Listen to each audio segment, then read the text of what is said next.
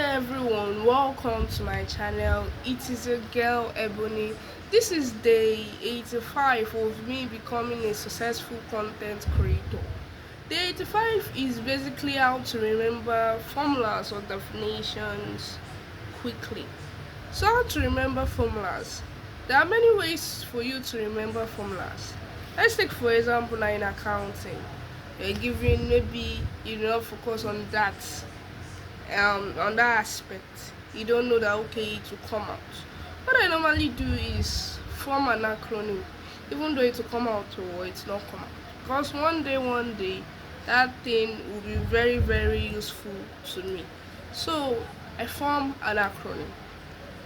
There was an acronym too that there was a time when I was reading for my ATS exam, and I forgot, something was telling me read that aspect, but I was thinking it will not come out because I've gone through the syllabus, and at that time I was thinking they will follow the syllabus, and I thank God I went through it, but I formed an acronym about it.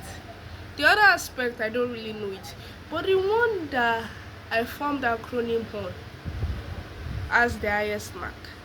So that was the one I answered, and I left the remaining because I did not know it and I can't waste my time on it.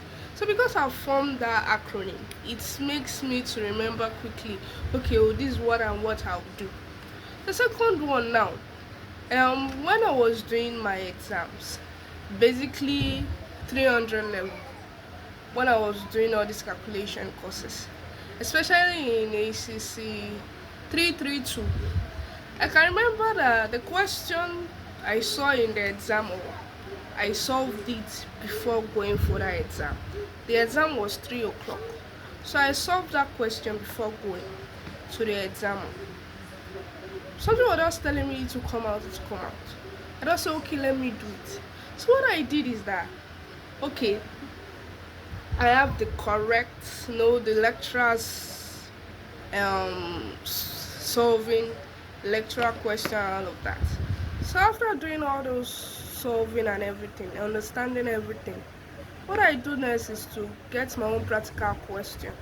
So when I solve my own practical question, I'll be able to remember what and what was there. And what helped me is that the question, the material they asked us to print, the questions were there. When I saw itself, I was really happy and I solved it.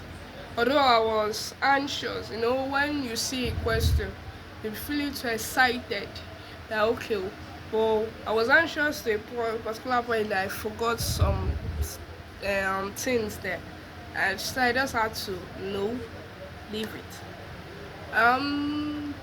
So that's what I normally do: solve questions after questions. Even though that particular question will not come out, the formula will surely come out in a way. So that's what I used to do for the formula aspect. For the definitions, what I do is read it aloud first. When I read it aloud, after I read it aloud, then I try to remember whatever I've read aloud. Now when you're reading something aloud now, you won't easily remember everything. You'll be trying to get what you said maybe 3 minutes ago or something like that. It's quite tough. Not because you're a forgetful person, but it's quite tough. So what I do is to read it aloud and see what I can remember. Or simply write it in note after note, because I love to write. Write it note after note. Whenever I'm reading, I write. After I finish, I write in another book.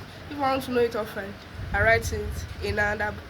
So that's my own method of reading.